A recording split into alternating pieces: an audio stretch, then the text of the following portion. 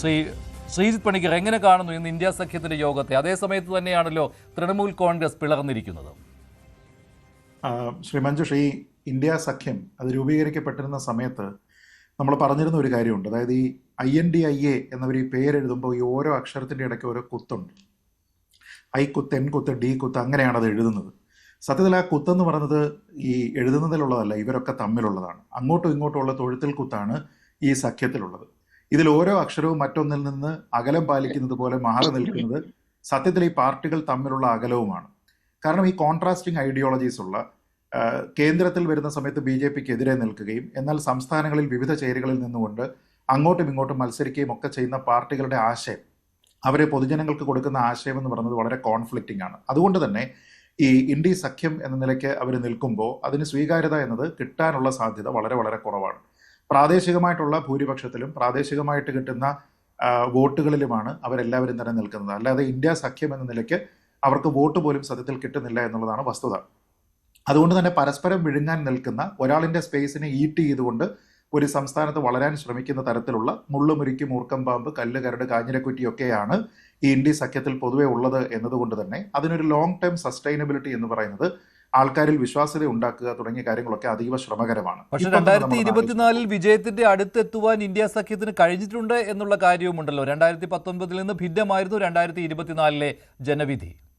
ഇല്ല, വിജയത്തിന്റെ അടുത്തൊന്നും അവരെത്തുന്നില്ലല്ലോ.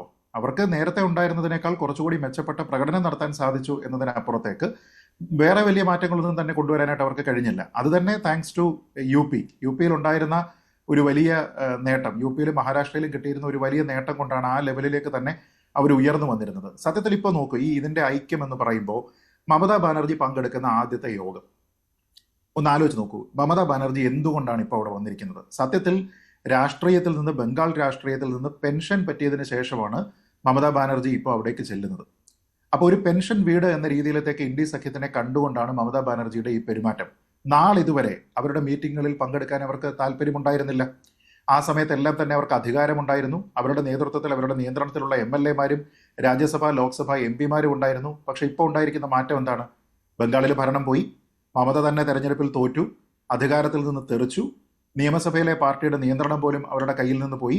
പാർട്ടിയിൽ നിന്ന് അവരെ പുറത്താക്കിയിരിക്കുന്ന വ്യക്തിയാണ് ഋതബ്രത ബാനർജിയാണ് ഇപ്പോൾ പ്രതിപക്ഷ നേതാവ്. പാർലമെന്റ് MP മാർ കൂട്ടമായിട്ട് BJPയിലേക്ക് ചാടാനായിട്ട് കത്ത് കൊടുത്തിട്ടുണ്ട്. രാജ്യസഭയിലെ ഏറ്റവും വിശ്വസ്തരായിരുന്ന സുഖേന്ദു ശേഖർ റേ ഉൾപ്പെടെയുള്ള ആൾക്കാർ പോയിട്ടുണ്ട്. എല്ലാ കാലവും മമതാ ബാനർജിക്കൊപ്പം നിന്നിരുന്ന യൂസഫ് പഠാൻ വരെ ഡൽഹിയിൽ നിന്ന് അമിത്ഷാ വിളിച്ചിട്ട് പോയി എന്നാണ് മഹുവ മൈത്ര കുറച്ചു നേരം മുമ്പേ ട്വീറ്റ് ചെയ്തിരിക്കുന്നത്. പാർട്ടി ചിഹ്നം ഇനി തനിക്ക് കിട്ടണമെങ്കിൽ കേസ് കൊടുക്കേണ്ടുന്ന അവസ്ഥയാണ്. അതായത് സിംഹത്തിന്റെ സട കൊഴിഞ്ഞപ്പോൾ, അഥവാ അവർ രാഷ്ട്രീയത്തിൽ നിന്ന് അടുത്തൂൺ പറ്റുന്ന സമയമായപ്പോൾ അവർ ഇന്ത്യ സഖ്യത്തിന്റെ മീറ്റിംഗിലേക്ക് പോവുകയാണ്. എന്ന് വെച്ചാൽ ഒരു സഖ്യശക്തി വർദ്ധിപ്പിക്കുന്നതിന് വേണ്ടി TMC എന്ന പാർട്ടി അവർ ഓഫർ ചെയ്യുകയല്ല ചെയ്യുന്നത്. മറിച്ച് TMC എന്നത് നാമാവശേഷമായി മാറുന്ന ഒരു സമയത്ത് അവർ ഈ ഇന്ത്യ സഖ്യത്തിന്റെ ഒരു ബാക്കിങ്ങിന് വേണ്ടിയിട്ട് അവിടെ പോവുകയാണ്. ഇപ്പൊ സ്വന്തം സീറ്റ് പോലും നിലനിർത്താൻ കഴിയാത്ത, പെൻഷൻ പറ്റിയിരിക്കുന്ന, തോറ്റു വന്നിരിക്കുന്ന ആൾക്കാരുടെ ഒരു കൂട്ടായ്മ എന്ന നിലയിലേക്ക് മാത്രമേ മമതാ ബാനർജിയെ കാണാൻ കഴിയൂ. നമ്മുടെ ദേശീയ മാധ്യമങ്ങൾ റിപ്പോർട്ട് ചെയ്യുന്ന പാറ്റേൺ നോക്കും. സത്യത്തിൽ മമതാ ബാനർജി ശക്തയായിരുന്നുവെങ്കിൽ ഇന്ത്യ സഖ്യത്തിന്റെ മീറ്റിംഗിൽ അവരിപ്പോൾ പങ്കെടുക്കുന്നത്, നടാടെ പങ്കെടുക്കുകയാണ്. അത് വലിയ വാർത്തയാകേണ്ടതാണ്. പക്ഷെ അതിനേക്കാൾ കൂടുതൽ പ്രാധാന്യത്തോടുകൂടി ദേശീയ മാധ്യമങ്ങൾ അടക്കം ചർച്ച ചെയ്യുന്നത് BJPയുടെ നേതാവിന്റെ, BJP കേന്ദ്രമന്ത്രിയുടെ വീട്ടിൽ തൃണമൂൽ കോൺഗ്രസിന്റെ നേതാക്കൾ സമ്മേളിക്കുന്നു എന്നുള്ള കാര്യത്തിനെ കുറിച്ചാണ്. അപ്പോൾ തൃണമൂലിനെ ഒന്നിച്ചു നിർത്താൻ കഴിയാത്ത മമത എന്ത് തരത്തിലുള്ള ഐക്യ സന്ദേശമാണ്, എന്ത് തരത്തിലുള്ള കൂട്ടായ്മയുടെ സന്ദേശമാണ് ഇന്ത്യ സഖ്യത്തിലേക്ക് കൊണ്ടുവരുന്നത് എന്നുള്ള ഒരു പ്രശ്നമുണ്ട്. നമുക്കറിയാം, കുറച്ച് നാൾ മുമ്പാണ് വനിതാ സംവരണ ബില്ല് നടപ്പാക്കാനായിട്ട് കേന്ദ്രം ശ്രമിച്ചത്. അപ്പോൾ അത് പരാജയപ്പെട്ടതിനെ തുടർന്ന് പ്രധാനമന്ത്രി നരേന്ദ്രമോദി രാഷ്ട്രത്തെ അഭിസംബോധന ചെയ്യുന്ന സമയത്ത് ഇതിനെ പരാജയപ്പെടുത്തിയവർ എന്ന് പറഞ്ഞുകൊണ്ട് പേരെടുത്ത് പറഞ്ഞ രാഷ്ട്രീയ പാർട്ടികളിലുള്ള തൃണമൂൽ കോൺഗ്രസും DMKയും ഏതാനും ആഴ്ച കഴിയുമ്പോഴത്തേക്ക് ഇന്ന് ഇന്ത്യയിലെ രാഷ്ട്രീയ ഭൂപടത്തിൽ എവിടെയാണ് എന്നുള്ളതാണ് ചോദ്യം. ഒരു നോട്ടബിൾ ആബ്സെൻസ് ആയിട്ട് നമ്മൾ ആം ആദ്മി പാർട്ടിയെ പറയുമ്പോൾ, അതേപോലെ തന്നെ DMK എവിടെ പോയി? എന്തുകൊണ്ടാണ് DMK ഈ ഡൽഹിയിലെ മീറ്റിംഗിൽ ഇല്ലാതിരിക്കുന്നത്? അതിന്റെ കാരണം എന്താണ്? അവരെ കോൺഗ്രസ് ചതിച്ചു എന്നാണ് അവർ പറയുന്നത്. അല്പം മുമ്പ് കേരളത്തിൽ നിന്ന് തന്നെയുള്ള രാജ്യസഭാ MP ആയിട്ടുള്ള ശ്രീ ജോൺ ബ്രിട്ടാസിന്റെ ഒരു സ്റ്റേറ്റ്മെന്റ് ഉണ്ടായിരുന്നു. ഈ ഇന്ത്യ സഖ്യത്തിലുള്ള പ്രധാനപ്പെട്ട പാർട്ടികളെല്ലാം തന്നെ അതിൽ നിന്ന് കൊഴിഞ്ഞു പോകുന്നതിന്റെ കാരണം കോൺഗ്രസ് ആണ്, കോൺഗ്രസിന്റെ തീരുമാനങ്ങളും നടപടികളുമാണ് എന്നാണ് പറയുന്നത്. ഞാൻ പറഞ്ഞത് അത് അങ്ങനെ അല്ല എങ്കിൽ കൂടി, കോൺഗ്രസ് വളരെ വിശാലമായ ഐക്യത്തിന്റെ നേതൃത്വ നിലയിൽ തന്നെയാണ് നിൽക്കുന്നത് എങ്കിൽ കൂടി കേരളത്തിലെ കോൺഗ്രസും CPM തമ്മിലുള്ള അടിയെക്കുറിച്ചോ, ഇതാണ് അവിടെയും ചർച്ച. കോൺഗ്രസ് പറയുന്നത് ഇവിടെ CPM-ഉം BJP-യും തമ്മിൽ ഡീലുണ്ട് എന്നാണ്. അപ്പൊ അങ്ങനെ പറയുന്ന ആൾക്കാർക്ക് ഒന്നിച്ച് അവിടെ പോയി BJP എതിർക്കാനായിട്ട് ഈ മീറ്റിംഗിൽ ഇരിക്കാനായിട്ട് എങ്ങനെ കഴിയും? പിണറായി വിജയൻ രേവന്ത് റെഡ്ഡിയെ ആരുമായിട്ടാണ് താല്പര്യം കമ്പയർ ചെയ്യുന്നത്? ഹിറ്റ്ലറുമായിട്ടോ? ഞാൻ പറഞ്ഞത് ഇവരുടെ സ്പേസ്, പ്രതിപക്ഷ സ്പേസ് ഭക്ഷിക്കുന്നതിന് വേണ്ടിയിട്ടാണ് സത്യം പറഞ്ഞാൽ കോക്രോച്ച് ജനതാ പാർട്ടി എന്ന മൂവ്മെന്റ് പോലും വന്നിരിക്കുന്നത്, അല്ലേ?